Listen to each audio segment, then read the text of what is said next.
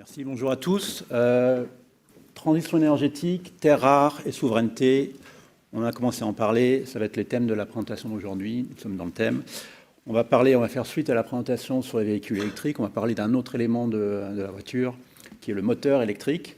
Moteur qui est pour les voitures, mais également pour la production d'énergie dans l'éolien, et également pour d'autres applications. Alors, je vais aller directement pour gagner un peu de temps. Je ne vous ferai pas l'injure de vous décrire ce que sont les terres rares. On est à la Maison de la Chimie, tout le monde est au courant. Je ne parlerai par contre que de certaines terres rares aujourd'hui qui sont le néodyme, le praséodyme, le dysprosium et le terbium. Pourquoi je ne parle de celles-là? Parce que ce sont les terres rares essentielles qui sont dans les aimants permanents, qui représentent à peu près 30% de la consommation de terres rares dans le monde. Terres rares qui sont utilisées donc dans les aimants permanents, je le disais, pour les moteurs électriques, pour l'éolien, donc là on est dans la fabrication d'énergie, pas de la consommation d'énergie, mais également dans l'électronique, on en trouve dans les disques durs, dans les data centers et dans un certain nombre d'éléments acoustiques. Avec la transition énergétique, on en a parlé tout à l'heure, de la réglementation pour 2035, mais qui va nous amener en 2030 déjà à une production de véhicules électriques assez importante et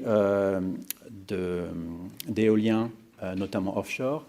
On prévoit un triplement de la demande de néodyme, praséodyme en 10 ans sur cette période pour la fabrication des aimants permanents pour ces applications-là. Globalement, la production des néodymes, praséodymes, ça va doubler sur ces années-là. Est-ce un problème ? On en a parlé tout à l'heure également. Les terres rares ont une situation très particulière. Si on regarde la fabrication des aimants avec la chaîne de fabrication, avec l'extraction, la séparation, purification et la fabrication des aimants, on a aujourd'hui 65% de l'extraction des terres rares qui est faite en Chine. Si on passe à la purification-séparation, on monte à 85%, c'était les mêmes chiffres que tout à l'heure. Et si on passe ensuite sur la fabrication des aimants, avec la partie métallisation et fabrication des aimants, on monte à 95%. Les 5 autres pourcents sont au Japon, donc on est aussi sur une domination 100% asiatique. Il y a quelques petites sociétés en Europe qui persistent, mais c'est assez anecdotique. Donc 95% de vos équipements, que ce soit pour la mobilité, pour la fabrication d'énergie, pour l'informatique, proviennent de Chine. Alors, on pourrait se poser la question, est-ce un problème? J'ai fait un petit graphique ici où on regarde le prix du néodyme tel qu'il a été vendu depuis 2009 jusqu'en 2023, avec pour la courbe orange le prix du néodyme qui est acheté en Chine pour une fabrication à l'intérieur du pays, pour la transformation à l'intérieur du pays, et la courbe bleue qui est le néodyme qui était vendu provenance de Chine, mais à l'extérieur de la Chine. On voit deux choses. D'une part, c'est qu'il y a une différence de prix pour le néodyme acheté en Chine, donc une incitation à la transformation dans le pays, et d'autre part, qu'il y a des fluctuations très importantes de la valeur du néodyme. On note notamment le pic entre 2010 et 2015, qui est ce qu'on a appelé la crise des terres rares, et qui a été non pas provoqué par une différence entre l'offre et la demande, mais par l'imposition de la Chine de quotas d'exportation. Donc aujourd'hui, la fluctuation du prix est liée par des incitations gouvernementales ou des incitations de taxes ou des incitations de géopolitique, on en a parlé, plus que par l'offre et la demande. Je pourrais citer l'exportation. Cette exportation, les quotas d'exportation ont été mis à mal suite à une plainte à l'OMC qui s'est arrêtée donc en 2015. Qu'est-ce qui s'est passé? Les quotas d'exportation ont été remplacés par des quotas de production à l'intérieur du pays. Il y a eu une marche forcée pour la concentration des entreprises, fabrication de terres rares. 36 en 2010, qui avaient des quotas de séparation, 2 en 2014. 2 sociétés d'État en 2014 qui ont le monopole de la séparation et de l'exploitation des terres rares en Chine. vous parliez tout à l'heure des machines-outils qui proviennent de Chine. Il faut savoir qu'en fin d'année dernière, la Chine a imposé une restriction sur l'exportation des technologies pour la fabrication des terres rares et des aimants. Donc, contrairement à ce que vous disiez tout à l'heure pour les batteries, en ce qui concerne les aimants, la séparation des terres rares ou leur exploitation, il y a une interdiction de l'exportation des technologies. Donc, les entreprises qui aujourd'hui n'ont pas de savoir-faire dans ces domaines-là ne pourront pas acquérir ces technologies-là. Ils ont déjà un temps d'avance sur ce que vous préconisez tout à l'heure. Face à ça, un certain nombre de pays ont réagi. Le Japon a été le premier à réagir de sa proximité, puis il y a eu en 2010 aussi un arrêt de l'exportation vers le Japon suite à un conflit territorial. Donc la Chine a utilisé les terres rares comme arme ou comme instrument géopolitique. La Corée s'y est mis aussi et les États-Unis s'y ont mis aussi, avec très dernièrement une proposition bipartisane au Congrès américain pour des réductions de taxes sur les aimants fabriqués aux États-Unis et une réduction de taxes supplémentaire si les terres rares qui sont dans les aimants sont aussi fabriquées aux États-Unis. Comment le monde réagit à cette situation? Donc aujourd'hui, il y a un certain nombre de projets de relocalisation et de réindustrialisation à l'extérieur de la Chine. Et si on regarde les trois piliers essentiels, donc extraction, séparation, purification et fabrication des aimants. En ce qui concerne l'extraction, il faut savoir que les terres rares, on en trouve un peu partout dans le monde, en différentes concentrations. C'est juste la Chine qui a établi un monopole sur l'extraction. Donc aujourd'hui, il y a à peu près 50 projets miniers dans le monde pour l'exploitation des terres rares. On en compte à peu près entre 10 et 15 projets qui sont assez avancés pour avoir des livraisons avant 2030. Les autres projets, notamment en Europe du Nord, sont plus exploratoires. Ces projets, on les trouve initialement en Australie, qui a un certain nombre d'expériences minières, qui a toute une industrie minière et qui donc peut développer son industrie minière sur les terres rares. On en voit aussi en Amérique du Sud, au Brésil, au Chili, en Amérique du Nord, notamment au Canada et au Québec, et un certain nombre de projets en Afrique. En ce qui concerne les aimants, je vous disais, le seul pays qui est capable de rivaliser aujourd'hui en termes de technologie pour la fabrication des aimants, c'est le Japon, qui a gardé pendant toutes ces années une industrie sur la fabrication des aimants, et un certain nombre de projets qui se développent aux États-Unis, notamment, mais aussi en Europe. En France, on a une usine, un projet d'usine qui est bien avancé à Grenoble, et en Allemagne et dans les ex-pays de l'Est. En ce qui concerne la séparation et la purification, on vous parlera du projet de La Rochelle en France tout à l'heure. Il y a aussi un certain nombre de projets qui sont liés aux mines elles-mêmes. Donc on a des projets de séparation accolés aux mines en Australie, un autre qui est accolé à la mine de Mountain Pass aux États-Unis.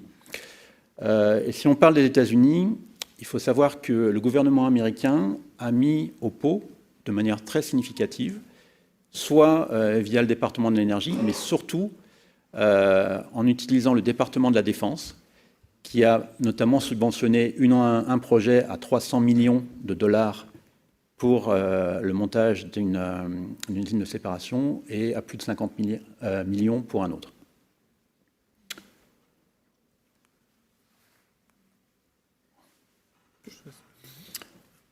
Quelques mots sur Solvay. Donc, Solvay, le nom est connu, passe par beaucoup d'organisations et de réorganisations.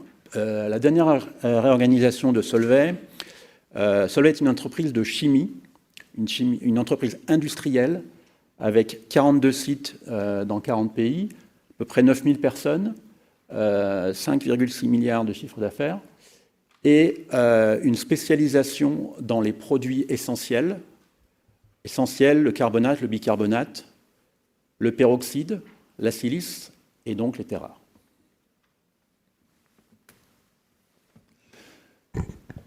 Bonjour, je vais passer là les quelques transparents pour vous. On a parlé de beaucoup de choses, de délocalisation, relocalisation, pour vous illustrer un cas pratique qui est le site de La Rochelle. On va être vraiment dans le cas pratique Avant, juste, je rappelle, Solvay en France, c'est 5 sites, dont La Rochelle. La Rochelle, c'est à peu près 300 personnes. On parlait tout à l'heure, très connu dans les années 70, pour la séparation. La Rochelle n'a jamais arrêté les séparations. Donc, lorsqu'on va parler de souveraineté, pour relocaliser, redévelopper la souveraineté, il faut quoi? Il faut l'accès à une matière première, il faut un savoir-faire et il faut des équipements. C'est la définition de la souveraineté. Donc La Rochelle, je vais vous montrer, possède tous les avantages et par des choix stratégiques également un leadership industriel, puisqu'on ne peut pas réindustrialiser en France sans avoir un leadership industriel. Ça, c'est l'autre point, c'est le produit, mais également ce leadership industriel. L'autre point, c'est, comme toute entreprise, il y a des engagements sociétaux et environnementaux.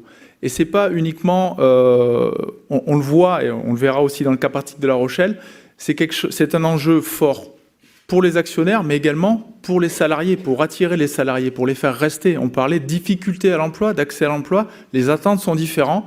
Sans ces critères-là, sans cette dynamique au plus proche du terrain, les gens ne viennent pas dans votre entreprise. Donc ça, c'est un enjeu fort. J'y reviendrai. Solvay, dans le domaine des terres rares, c'est 75 ans d'expérience et d'expertise. Donc lorsqu'on parle de leadership, on a parlé d'automobile, mais également, on a un leadership on parlait des puces, on parlait de la microélectronique. J'ai travaillé 13 ans dans la microélectronique. Sans cérium, sans terres rares, il n'y a pas de microélectronique. Dans un téléphone, vous avez 7 terres rares. Personne forcément est au courant. Donc, depuis des années, Solvay, sur les 10 dernières années, a plutôt travaillé son leadership industriel en étant proche des clients pour développer des morphologies, des compositions spécifiques à la demande du client.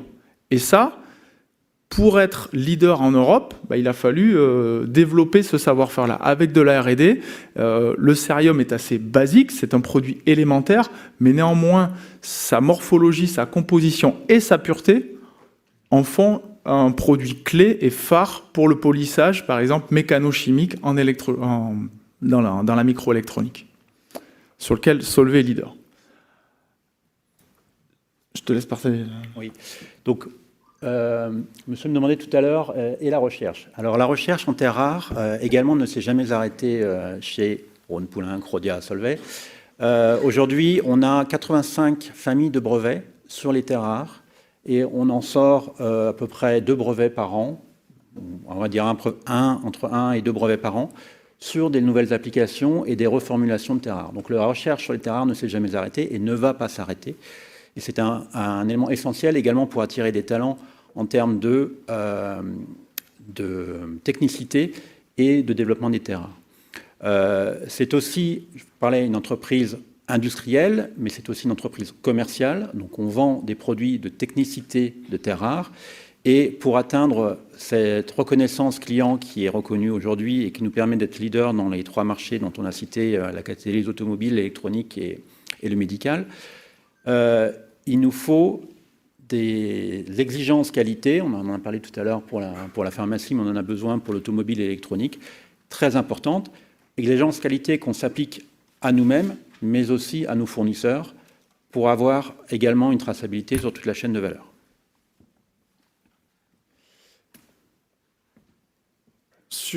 Donc, plus particulièrement sur le site de La Rochelle, c'est un savoir-faire unique. Pourquoi? On va parler dans un premier temps, donc, les différentes étapes. Il va y avoir l'extraction, la séparation et la purification. Donc, en termes de chimie, c'est de la séparation liquide-liquide entre un composé organique et un composé aqueux. Et on va séparer les terres rares qui sont plus ou moins miscibles dans le composé organique pour les purifier. Ça, jusque-là, c'est simple. Vous prenez une colonne à distiller, au lieu de la mettre verticalement, vous la mettez à l'horizontale et vous avez différents étages. Ça, on va dire ça, c'est la technologie. Le leadership industriel fait qu'à La Rochelle, il y a plus de 1500 étages pour faire ces séparations. Ce qui permet, en termes de leadership, d'atteindre des qualités jusqu'à 99,999%. On est les seuls sur le cérium à fabriquer cette qualité-là pour le grade microélectronique. Donc ça fait partie de cet enjeu-là. Puis après, je parlais de souveraineté, je vous parlais d'accès à la matière première. Il y a une notion de recyclage, d'économie circulaire. Comment demain, on s'inscrit dans une logique d'économie circulaire. Pour nos propres besoins, pour des raisons environnementales également, on a, depuis les années 2010, et même continué, le recyclage de nos propres matériaux. Le recyclage des terres rares, on était dans les ampoules basse consommation et les luminophores, donc on a un certain nombre de batteries qui ont été mises en sommeil, mais néanmoins, on a conservé ce savoir-faire, c'est un enjeu, et ces équipements. Donc je vous ai dit, et sur le sens du client, lorsqu'on est auprès de clients asiatiques sur l'électronique, on a des niveaux d'exigence en termes de qualité qui sont importants pour la compétitivité en Europe, puisque certaines fois, certains de ces clients sont prêts à payer quelques premiums pour cette qualité-là et cette continuité de service et de supply chain.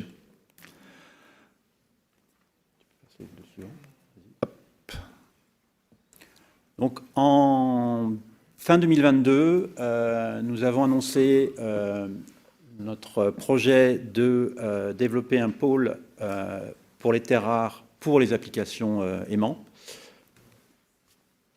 Projet dont va vous parler Sébastien. Donc, c'est, encore une fois, on l'a dit, le site de La Rochelle, c'est un vrai cas pratique. 65% des volumes actuels de production sont liés à l'automobile thermique pour la dépollution automobile. Donc, on a parlé en tout cas du projet de loi ou de la loi de sortir de l'automobile thermique à 2035. Ce qui motive au quotidien, c'est faire cette transition industrielle et écologique. Elle est indispensable pour le site de La Rochelle. Encore une fois, 65% des volumes. Donc, l'enjeu depuis plusieurs années a été de trouver d'autres applications et de travailler sur d'autres applications. J'ai parlé des semi-conducteurs, du polissage pour les semi-conducteurs, mais également pour le médical, pour tout ce qui est traceur pour l'imagerie médicale, le gadolinium. Et depuis septembre 2022, un projet pour tout ce qui est transition verte, c'est-à-dire là on parle du marché des aimants, de l'éolien et des aimants, mais également les terres rares sont également nécessaires sur, par exemple, les piles d'électrolyse sur l'hydrogène. On a des applications également sur l'agro, sur les développements, notamment sur la partie concentration des lumières UV sur les serres. Donc, il y a plein d'applications et on a cet enjeu de transition industrielle. Transition industrielle en Europe, ça veut dire quoi? Ça veut dire... Les mots à retenir, c'est on a besoin déjà d'avoir une capitalisation du savoir-faire. Parce que ce n'est pas parce qu'on dit que les batteries ont été... Enfin, en tout cas, les unités de séparation ont été à l'arrêt ou en sommeil. Il a fallu capitaliser ce savoir-faire-là. Pour ça, c'est l'entretien des équipements, mais également développer une filière, et j'y reviendrai, une filière d'apprentissage et redévelopper une filière d'apprentissage avec des attentes différentes. On n'est plus sur des filières classiques. Travailler cette circularité et surtout nos unités de production, aller chercher de la compétitivité. C'est pas uniquement au travers de notre produit, mais c'est une compétitivité industrielle. Comment on optimise les rendements, comment on optimise nos outils de production, comment on optimise également notre efficacité. Et le digital, on en a parlé, est une clé à tout ça. Puisque le digital va nous permettre de mieux consommer notre énergie, puisqu'on est assez énergie dépendant également, de l'ordre de 10 à 15%. Comment mieux consommer nos réactifs? On sait que les réactifs en Europe, on est pénalisé par rapport au reste du monde parce que les réactifs sont également énergie intensifs. Donc la maîtrise de cette consommation par le digital, par les nouveaux outils, ce qu'on va appeler des IoT, vont permettre en Europe de rester compétitifs. Et puis l'autre point, c'est comment, au travers des outils prédictifs, on va mieux conduire nos installations. Ce n'est pas uniquement que de la chimie, mais du génie des procédés. Et donc, tous ces outils prédictifs, une batterie, c'est un procédé continu. S'il y a un dysfonctionnement, c'est plusieurs semaines, voire plusieurs mois pour remettre à l'équilibre. Donc, tout l'intérêt du prédictif, ce qu'on va appeler les machines apprenantes, les machine learning, et également l'intelligence artificielle, va nous permettre de rester compétitifs et d'être plus compétitifs. Je vous ai parlé de transition industrielle. Elle s'inscrit aussi, il ne peut pas y avoir transition industrielle sans transition également écologique. Donc dans ce projet-là, au niveau de l'Europe, l'Europe a défini une taxonomie verte avec un certain nombre de critères pour s'y inscrire. On a noté quelques points sur lesquels on a insisté dans ce projet-là. Bien sûr, la réduction de tout ce qui est gaz à effet de serre, donc au niveau du CO2. On en a parlé, ça passe par l'électrification par exemple. De nouveau, il y a des enjeux autour de l'électrification, avec le coût notamment de la tarification ARENH et des choses comme ça. Donc c'est vrai que ça fait peser un risque sur les entreprises qu'il faut traiter. Mais également, La Rochelle, comme d'autres entreprises, ont des enjeux en termes de consommation d'eau. Donc comment, avec les collectivités, on travaille sur, on s'inscrit dans le plan eau à 2030 pour essayer de favoriser la réutilisation ou le recyclage. Et puis également, cette notion de quel est notre impact sur la biodiversité. Lorsqu'on parle d'impact sur la biodiversité, on va parler de nos rejets liquides, nos rejets gazeux. Et derrière, dans tout ça, être conscient, La Rochelle, par exemple, c'est en zone Natura 2000. Ça a été défini par l'Europe comme une zone de protection de la faune et de la flore maritime et terrestre. Donc on a tout. Donc ça, c'est un enjeu aussi. Et le dernier point sur la capitalisation du savoir-faire, c'était pour faire le relais de ce que vous disiez, c'était maintenant l'attente en termes d'accès au savoir est différente, d'accès à l'emploi. On a vu, post-Covid, les gens se déplacent moins. On ne peut pas les chercher à l'autre bout de la France. Donc il faut développer des filières locales pour la partie opérateur, principalement de la reconversion avec des outils digitaux. Et je crois que donc en conclusion, les terres rares, pour les magnets, on en a besoin. On en a besoin aujourd'hui, on en aura besoin de plus en plus demain. On aura les batteries, très ravis de le savoir. Et sans magnets, sans aimants, on n'aura pas les moteurs pour les faire tourner. C'est un sujet important, c'est un sujet économique, c'est un sujet politique et géopolitique. Toute la chaîne de valeur doit se mettre en place en dehors de Chine pour trouver cette souveraineté. Solvay, en tant que chimiste et en tant qu'industriel, a pris ses responsabilités et a décidé de se lancer dans un projet de transition du thermique vers l'électrique avec la transformation et la conversion de son outil industriel pour aller des terres rares pour le thermique, pour les terres rares vers l'électrique. Je vous remercie. Merci.